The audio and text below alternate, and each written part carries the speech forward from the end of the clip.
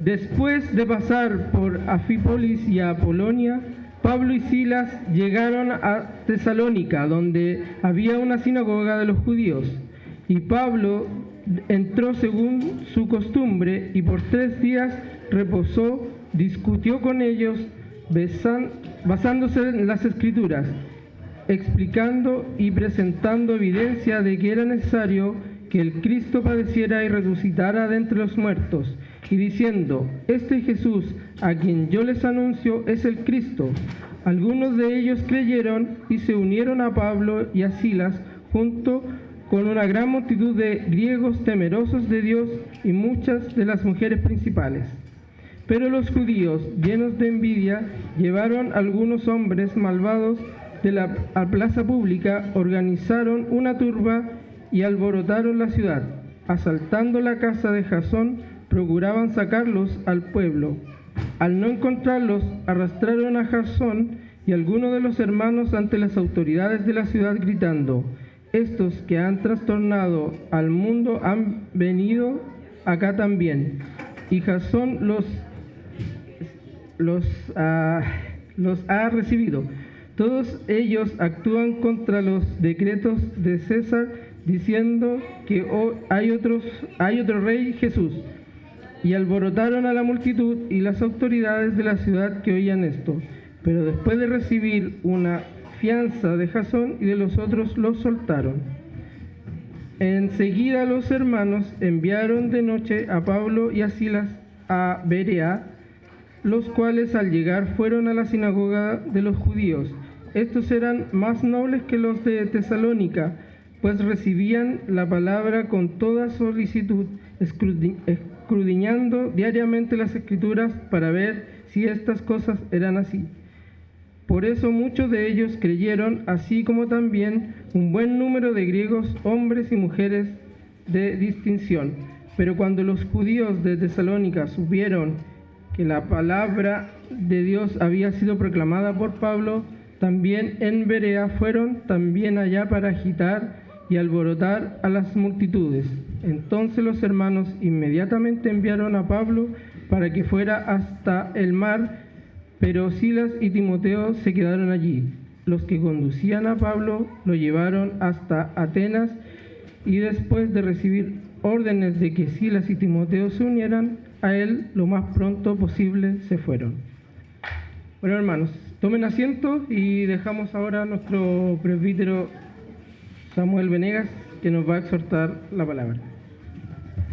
Bien, hermanos, si usted puso atención al sermón pasado, si repasó el sermón que enviamos en la semana, ¿cierto?, que predicó el pastor el domingo pasado, recordará que el equipo apostólico de Pablo pasó por Derbe y Listra y fue llevado por el Señor a la ciudad de Filipos. ¿Recuerdan eso?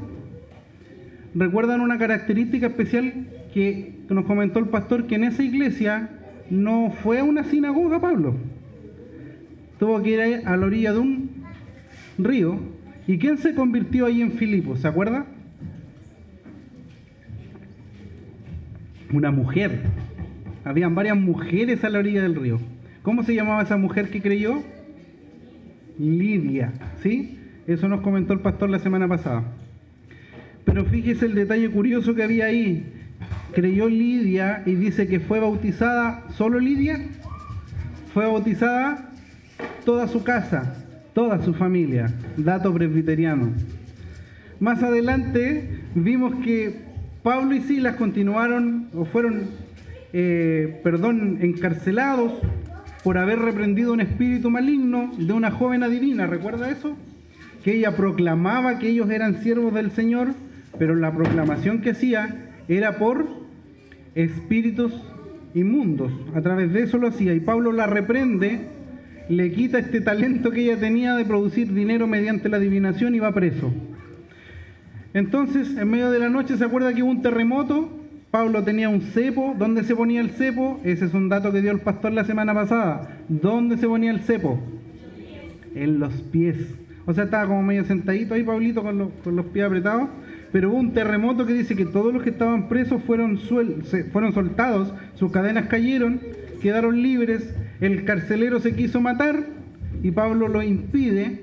Y adivinen qué pasó con el carcelero. ¿Se recuerda? Se convirtió. ¿Se convirtió quién? ¿Y quiénes fueron bautizados? Toda su familia. Otro dato presbiteriano. Toda su casa fue bautizada. Excelente. Luego los misioneros son liberados, son reivindicados porque Pablo después sale con la sorpresa de que es un ciudadano romano. Le piden las disculpas, tratan que se vaya sin reclamar, sin decir nada. Pablo se va. Y luego ellos continúan un viaje por una carretera, ¿cierto?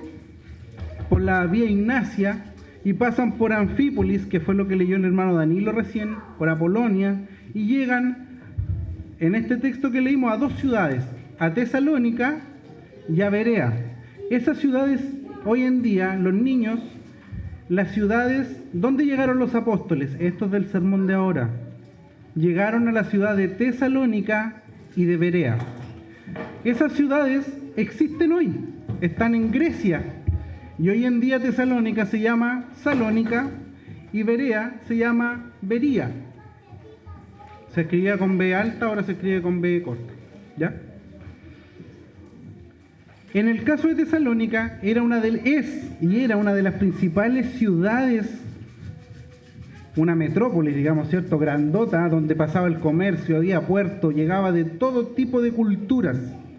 Entonces, donde llega todo tipo de culturas, no solamente llega una buena economía, llega también todo tipo de religión.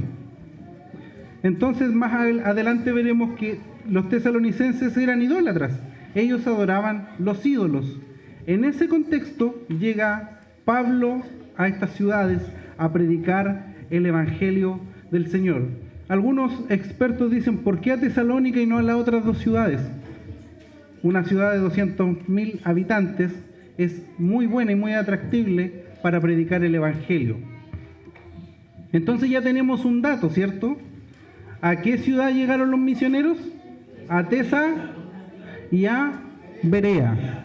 Tesalónica y Berea. Perfecto. Aquí va otro dato para todos. Punto número 1 del sermón. Pablo presenta a Jesús como el Cristo. Atención los niños, porque ahí hay un punto. Pablo presenta a Jesús como el Cristo, es decir, el rey ungido, el descendiente de David. Como era común, Pablo pasaba primero a la sinagoga, pasaba a predicarle y dice que predicó por ¿cuántos domingos? ¿Prestaron atención a lo que leímos? Predicó por 3 días de reposo consecutivos, días sábados, ¿cierto? Ya me dio con el domingo. Días sábados, predicó 3 sábados seguidos. Eso no significa, como algunos deducen, que estuvo solamente 3 semanas en Tesalónica. Después veremos que no es así. Pero él predica por 3 y dice que sí. Algunas personas de Tesalónica creyeron. Pero yo quiero que usted destaque ahí en el texto que estamos leyendo que Pablo en el versículo 2 dice que según su costumbre, por 3 días de reposo discutió con ellos. Escucha esta palabra, la NBLA me gusta cómo la traduce. Discutió con ellos. Versículo 2, si lo quiere seguir. Basándose en las Escrituras. Explicando, versículo 3, y presentando evidencia que era necesario que el Cristo padeciera y resucitase de entre los muertos. ¿Usted sabe lo que significa que un judío escuchara eso, hermano? Da lo mismo si estaba en Jerusalén o en Tesalónica. El rey que ellos esperaban no podía venir a morir, no podía venir a sufrir. Ellos esperaban un libertador, un rey con una espada, porque iba a ser el descendiente de David. Acá hay otro dato curioso. ¿Usted sabe por qué a David no se le permitió construir el templo? ¿Se acuerda de eso? Muy bien, el pastor ahí contestó, el pastor Rojas, bien. Porque tenía las manos con mucha sangre. Recién leímos el Salmo, todo calza, ¿cierto? Recién leímos un Salmo donde decía que mataba enemigos, no. David era muy usado por el Señor en ese aspecto. Espero que usted no sea usado en ese aspecto por el Señor. que tenga otros dones distintos a los de David, pero se le impidió a él porque tenía las manos con sangre. Entonces imagínense lo que esperaba el pueblo de Israel, un rey descendiente de David, libertador, que viniera a sacar a los romanos, que viniera a sacar a estos Herodes que gobernaban en algún momento, y ellos no podían entender que el Cristo, el ungido anunciado por Isaías, entonces vendría como un siervo sufriente. Se iba a entregar a morir en la cruz por usted y por mí. Iba a padecer latigazos, iba a ser escupido, iba a ser burlado por los demás. Y él, sabemos usted y yo, que no abrió su boca. Entonces ahí los niños tienen una imagen que pueden dibujar de Pablo predicando acerca de Cristo. Ahí vamos a ver después cómo los niños creen que Pablo predicaba. Y por cierto, no andaba con terno predicando. Así que ahí tienen un dato. Si dibujan a Pablo con terno, Pablo no andaba con terno. ¿Sí? Otro dato curioso, los niños. A ver, los niños, miren acá, los adultos también. ¿Cómo creen que Pablo viajó a Tesalónica? ¿En qué viajó? En camello, dicen por ahí. ¿En qué pudo haber viajado? ¿En burro? ¿Sí?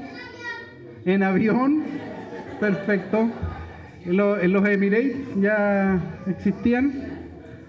¿En qué pudo haber viajado Pablo? Fíjense que en ese tiempo los viajes, amiguitos, eran en caballo y a pie, y el camello. Pero se cree que Pablo andaba caminando, porque muchas veces los caballos los cargaban y ellos caminaban al lado. Así que por lo menos caminó la última vez, o de la última ciudad, cerca de 67 millas. Ahí los que sean matemáticos lo pueden trasladar a kilómetros. Hermanos queridos, y aquí quiero que los adultos me pongan atención. El mensaje de Pablo no fue una filosofía mística. El mensaje de Pablo no fue alguna doctrina rebuscada que él quisiera demostrarle a los judíos, hacerla encajar algo que a él le agradara mucho de la Torá. No fue un mensaje de prosperidad. Aquí les traigo el secreto para que sus negocios le marchen bien. Ciudad próspera, harto negocio. Aquí les traigo el mensaje de la prosperidad. El mensaje de Jesucristo fue clarísimo. Jesús, el que murió en la cruz, el que fue castigado, el que fue condenado a muerte, era y es el Rey ungido. Es el Cristo. Muchas veces nosotros como iglesia perdemos el significado de el Cristo. Creemos que es el otro nombre de Jesús. Pero en realidad Cristo es un título, es un Rey ungido. El Cristo era el descendiente de David que vendría a liberar a su pueblo. La pregunta es a la iglesia, ¿finalmente liberó a su pueblo el Rey? Ese Rey que fue escupido, que fue crucificado, ¿liberó a su pueblo? Aquellos que han tenido la bendición de participar en la escuela dominical, estábamos pasando Cristología, vimos lo gozoso que hay, ¿cierto?, en esta humillación de Cristo, cómo Él se somete a esta humillación, cómo es muerto en la cruz, cómo toca la muerte, pero Él se levanta Él mismo, y como Dios Trino levanta a Cristo, venciendo la muerte, venciendo la humillación, y es exaltado a lo sumo. A ese Cristo predicaba Pablo. Y hermano querido, a ese Cristo debemos predicar nosotros. Nosotros no somos llamados a este lugar o a donde usted quiere que predique a hablar de otra cosa que no sea Cristo. Por mucho que aparezca en la Biblia, por mucho que Pablo haya sido un excelente predicador, o por mucho que nos gusten otras 30 doctrinas más, cada uno de nosotros atesora una doctrina favorita, ¿cierto? A mí me agrada mucho, por ejemplo, la escatología. ¿Al pastor qué le gusta al pastor? Predicar. Todos tenemos una doctrina favorita. Pero el mensaje de la iglesia no es otro que predicar a Cristo como el Rey ungido. No fuimos a predicar otra cosa. Y es por eso que desde este lugar siempre se va a acusar a aquellos predicadores que prediquen una falsa doctrina, que prediquen un evangelio diluido, que prediquen de dinero, que prediquen de prosperidad. ¿Creemos que Dios prospera? Claro que sí. Pero ese no es el mensaje central de la palabra del Señor. Predicamos de un Cristo resucitado que había de venir. Entonces, ahí tiene otro detalle para dibujar el amigo niño de la iglesia. Pueden dibujar a que Cristo es Rey, que Cristo es el ungido que nos vino a salvar y a libertar. Curiosamente, las palabras que son ocupadas por Lucas aquí es que Pablo usa las Escrituras para argumentar, para disuadir, para discutir, como dice esta versión, y para mostrarles que todo lo vivido por Jesús, ese sufrimiento era necesario para que tú y yo fuéramos salvos. Él decidió padecer voluntariamente por nuestra salvación. Y aquí hay un detalle para algunos hermanos que puedan dudar o puedan creer que somos nosotros que decidimos, que escogimos al Señor mediante cuando nos hablan de Él, ¿cierto? Pablo persuadió, hizo la acción de esto. Pero los que creyeron en Tesalónica y en Berea fueron persuadidos. No fue algo que ellos dijeron, no, yo quiero creer. No. La defensa, la fe de Pablo hizo que ese mensaje calara tan profundo en sus corazones que fueron por el Espíritu Santo llevados a creer. Fueron persuadidos por el Espíritu Santo a creer. No era una fe que venía de sus propios corazones. Era un don del Señor que venía otorgado del cielo para creer que Cristo era el Rey de Reyes y Señor de Señores. Segundo punto. Si usted está anotando los puntos, segundo punto. La disposición de los oyentes. En este pasaje completo nos encontramos con dos iglesias, Tesalónica, Berea, ¿cierto? Y a la hora de que Pablo predicó, tenemos reacciones un poco diferentes. En Tesalónica creyeron algunos judíos, el resto se espantó. En Berea creyeron muchos judíos, después vamos a ver por qué. En Tesalónica creyeron muchos gentiles temerosos de Dios.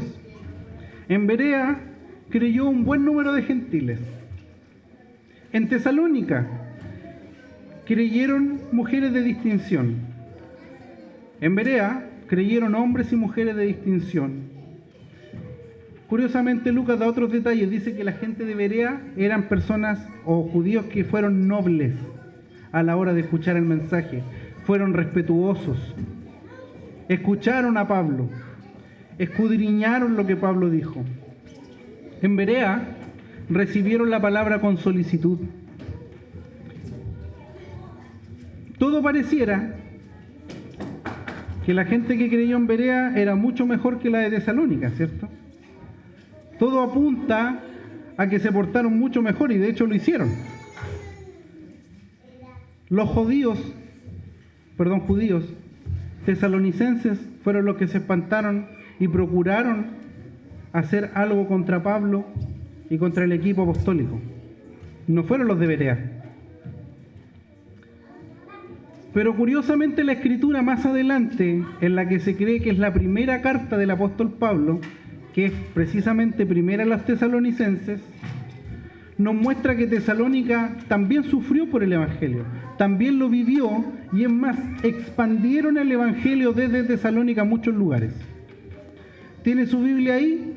Vaya conmigo todos juntos a Primera de Tesalonicenses 1, del 4 al 10.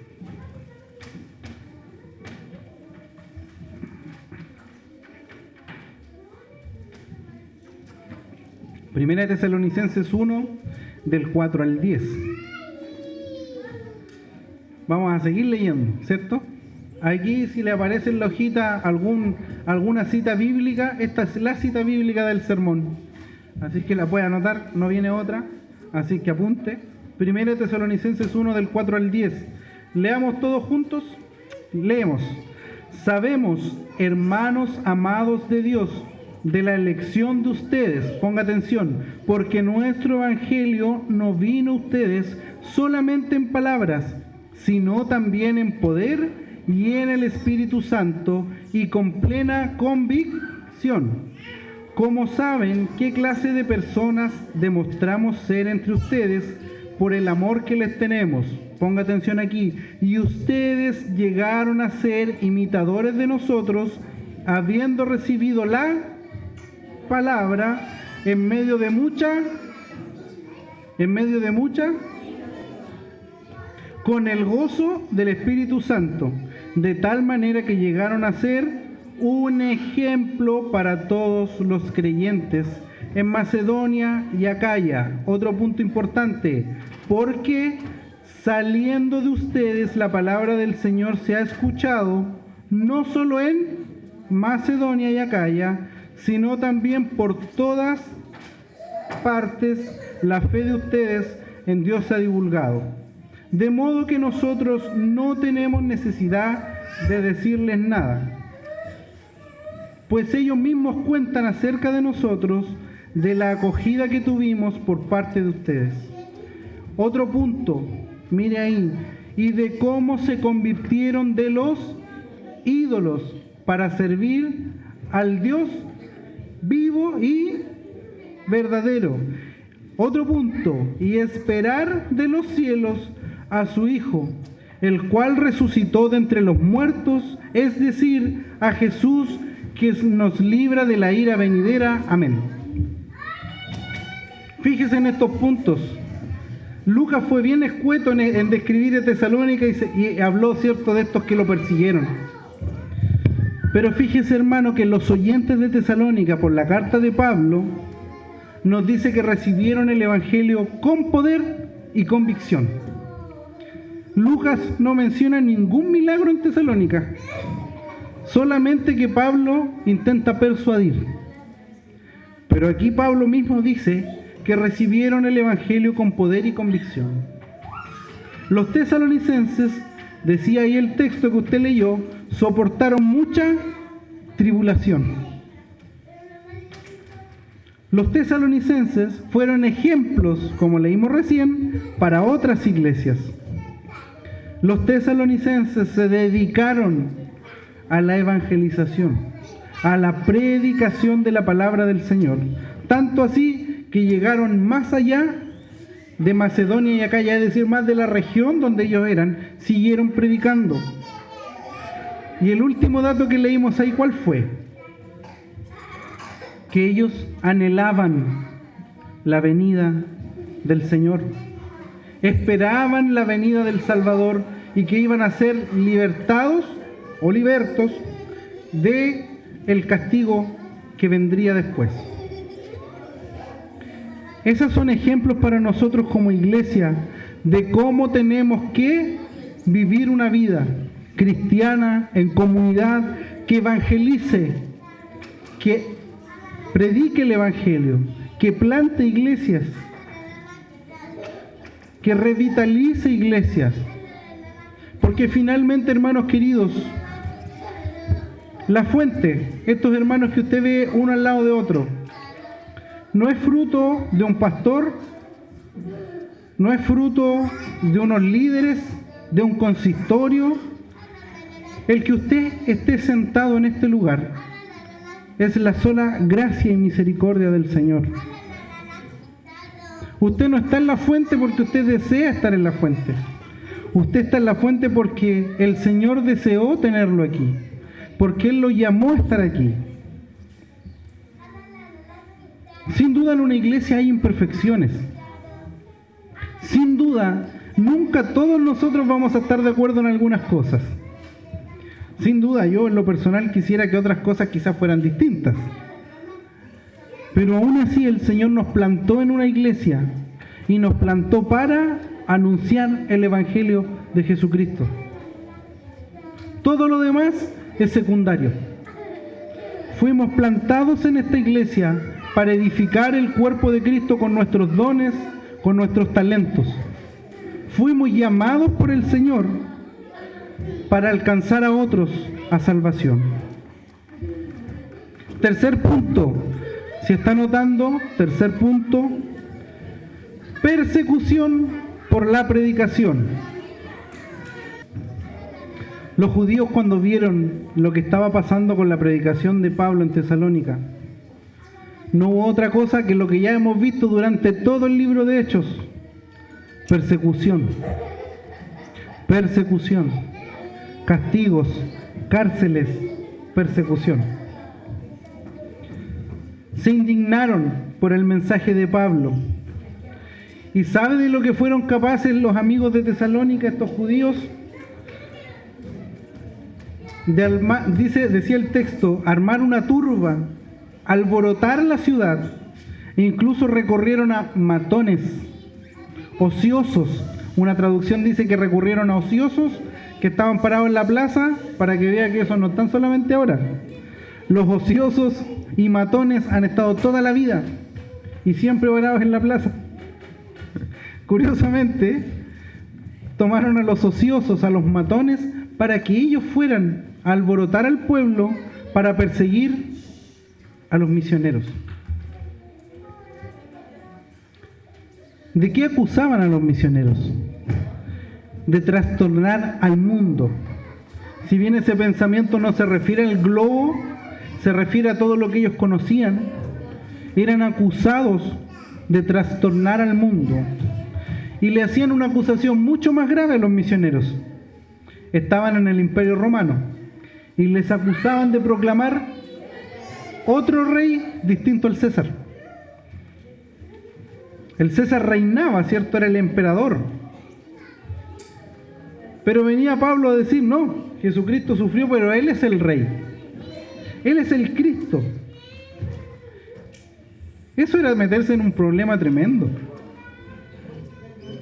No sea que se pudiera comparar hoy en día, salir a la plaza, pararse frente, no sé, al gobierno, como en China, por ejemplo, que intentan imponer una falsa religión o un cristianismo distorsionado, pararse frente a quien gobierna China y decirle, no, Cristo es el Rey, Cristo es el Salvador y no hay ningún hombre que pueda hacer sobre Él. Imagínense lo que sería eso. Yo le aseguro que no duraría mucho más usted vivo, si se atreviera a hacer eso.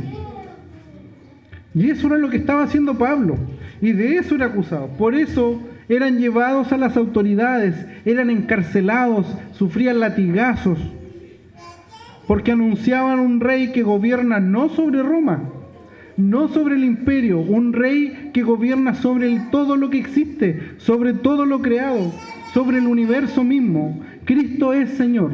Ese es el mensaje de Pablo. Y aquí hay un llamado a nuestra iglesia, como iglesia en formación, como una iglesia que ha de ser una iglesia independiente, con su propio consistorio, con sus propios diáconos. ¿Por qué queremos ser iglesia? ¿Por qué decimos que queremos predicar a Cristo?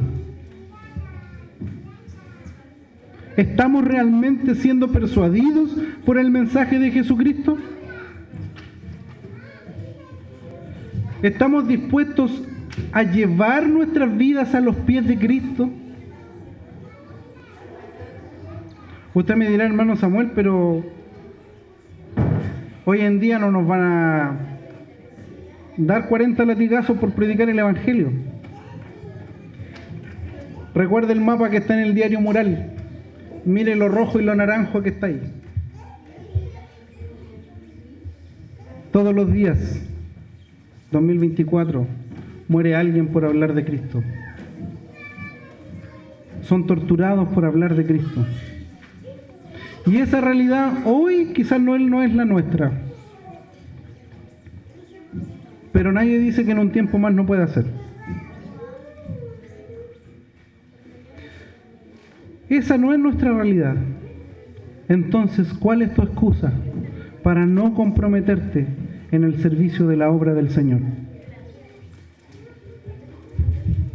¿Tienes pocos dones? ¿La excusa son tus recursos? ¿Es tu tiempo? ¿No tienes talentos para servir al Señor? ¿La excusa es tu familia? ¿Tu trabajo? Para la gloria de Dios, habemos muchos aquí.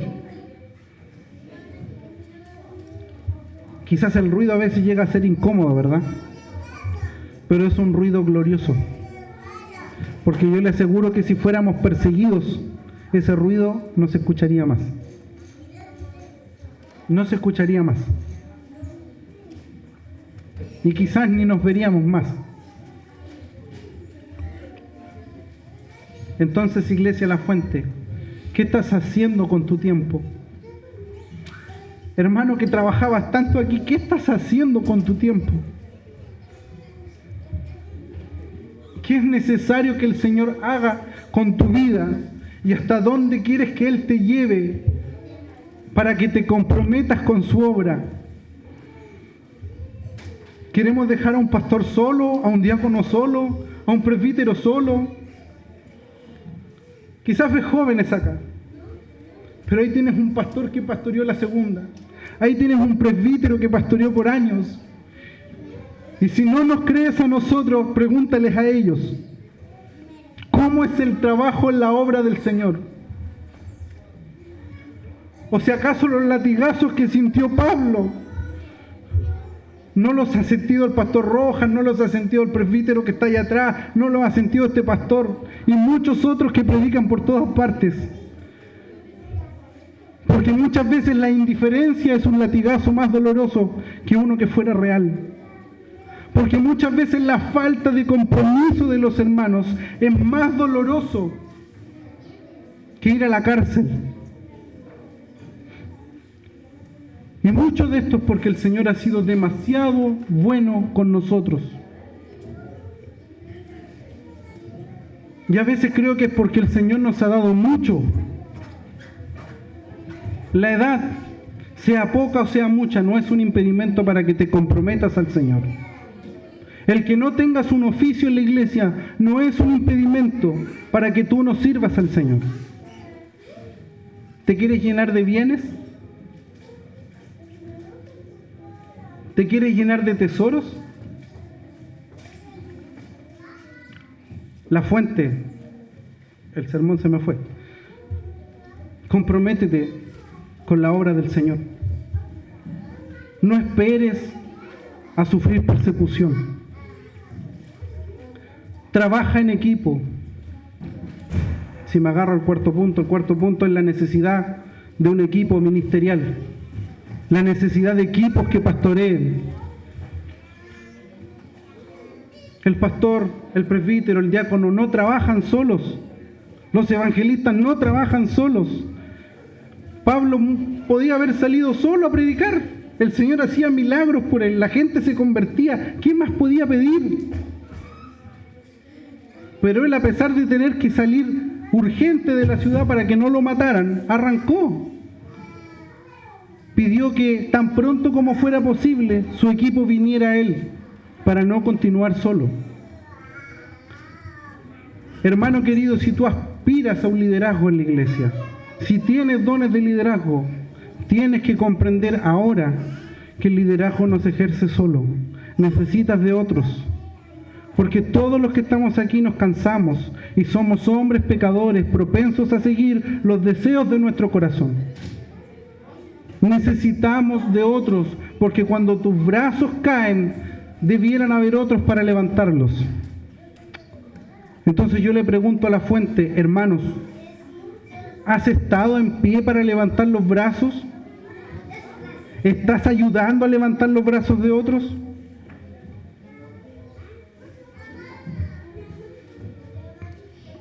Para concluir este sermón, nos ha hecho reflexionar como congregación.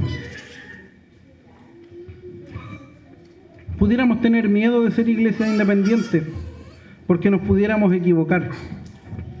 Pero dígame, ¿qué iglesia no se ha equivocado? Habemos humanos aquí. Pero de una cosa estoy seguro, es de que el Espíritu Santo nos sostendrá, de que el Señor añadirá a los que han de llegar, de que el Señor levantará hombres y mujeres que se comprometan con la obra del Señor. En este mensaje Dios nos muestra que la tarea principal de la iglesia, no solo de los líderes, no solo de los oficiales, la tarea de la iglesia es anunciar a Jesús como el Cristo y llamar al arrepentimiento. Si estás perdiendo el tiempo en otros temas y en otras cosas, hermano, vuelve al mensaje central del Evangelio.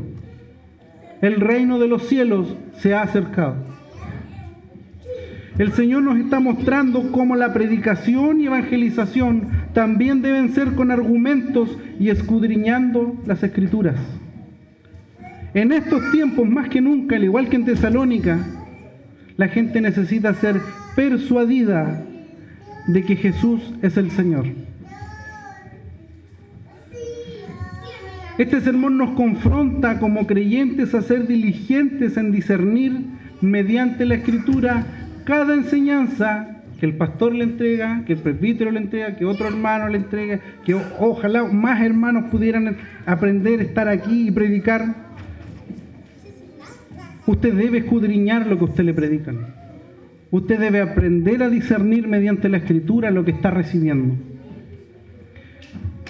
Y como decía recién, este pasaje nos educa a que como iglesia debemos trabajar en equipo. No existen los llaneros solitarios. No existe el super líder. Existimos personas que le trabajamos con nuestras capacidades limitadas, pero ayudados por el Señor a que su iglesia permanezca. Trabajemos en plural. Ordenemos nuestro tiempo. Esposa, si tu esposo ha sido llamado a servir, y lo quiero decir con mucho cariño, con mucho respeto y con mucho temor. Si tu esposo ha sido llamado a servir, no intentes reclamar como si fuera tuyo el tiempo del Señor. Lo voy a volver a decir. No intentes reclamar el tiempo del Señor como si fuera tuyo. Si tu esposo fue llamado a servir, respáldale. Te tengo una noticia: si eres cristiana, vas a estar una eternidad con él. A algunos no les gusta eso.